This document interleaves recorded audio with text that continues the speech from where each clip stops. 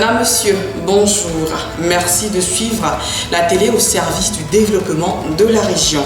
Au sommaire de cette édition, les actions de la région de Lamé en faveur des femmes de la sous-préfecture de Yakasémé, nous en parlons dans ce journal. Le trafic routier dans la commune d'Adiopé devenu de plus en plus dense avec l'augmentation du parc automobile. Dans le cadre de la mise en œuvre du programme de développement de la région de Lamé, les femmes de Yakasémé ont bénéficié de divers projets qui ont pour but de les rendre autonomes. Dimitri Monet les a rencontrés, son reportage. Agricultrices, commerçantes ou entrepreneuses, les femmes jouent un rôle majeur dans l'économie de la région. Avec leur forte présence dans la main-d'œuvre agricole, leur autonomisation est essentielle au bien-être de la communauté et à l'amélioration de la sécurité alimentaire. Grâce aux actions de la région de Lamé et de son président, le Premier ministre Patrick Jérôme Hachi, les femmes de Lamé en général et celles de Yakasémé en particulier ont bénéficié de différents projets qui leur permettent d'exercer des activités génératrices de revenus. Premièrement, on a eu des boutures de manioc et des rejets de bananes. Mais à ce temps, on n'était pas tellement formés, on n'était pas formés. On nous a donné comme ça et ça n'a pas trop réussi. Donc, ce qui fait que ce projet n'a pas marché.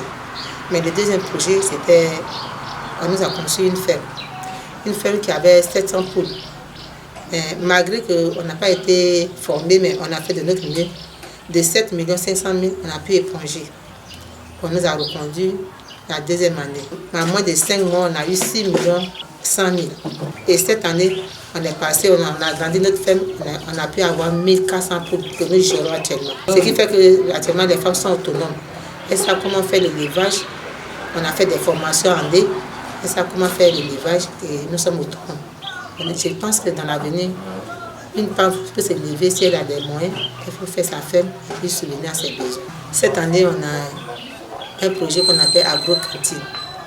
On nous a demandé 2 hectares et demi, mais nous on a pu avoir 3 hectares.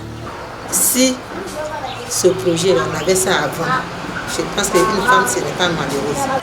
Mais on n'a jamais eu ça. Grâce au Premier ministre Patrick Hachi, la femme, elle sait ce qu'elle doit faire. La femme sait que même si le monsieur n'a pas les moyens, elle peut faire l'élevage, elle peut faire des vivriers, elle peut faire tout pour pouvoir subvenir aux besoins de son mari. Moi, je pense que quand la femme a les moyens, le foyer est toujours heureux. Toutes ces actions de la région visent à faire des femmes un des piliers du développement de Lamé. Environ 200 taxis circulent chaque jour dans la ville d'Adiopé, un chiffre qui indique l'augmentation du parc automobile de la ville. Quelles en sont les raisons? La réponse dans ce reportage de Claude Terrassi. La mobilité des populations de la ville d'Adiopé s'est améliorée ces dernières années avec l'augmentation du parc automobile. L'accroissement du nombre de taxis communaux qui desservent les différents quartiers de la ville en est un indicateur.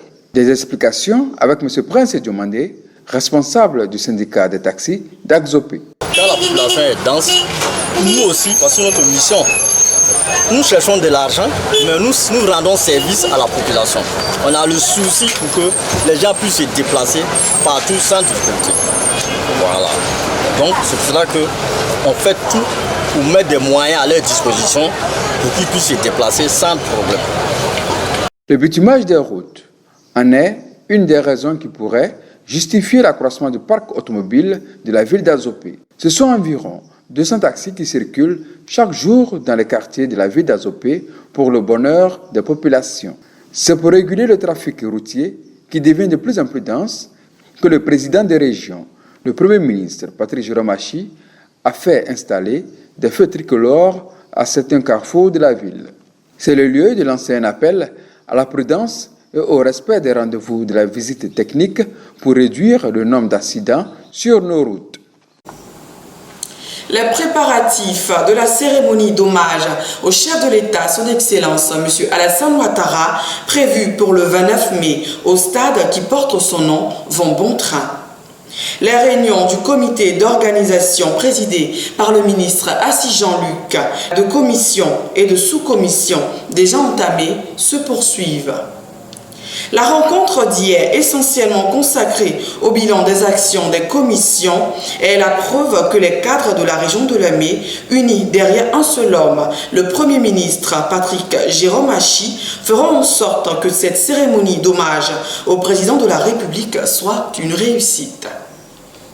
C'est la fin de ce journal. Merci de l'avoir suivi. Retrouvez toutes ces informations sur YouTube, Région de Lamé, ou sur la page Facebook Lamé TV. On se retrouve demain pour un nouveau journal. D'ici là, que Dieu veille sur la région de Lamé.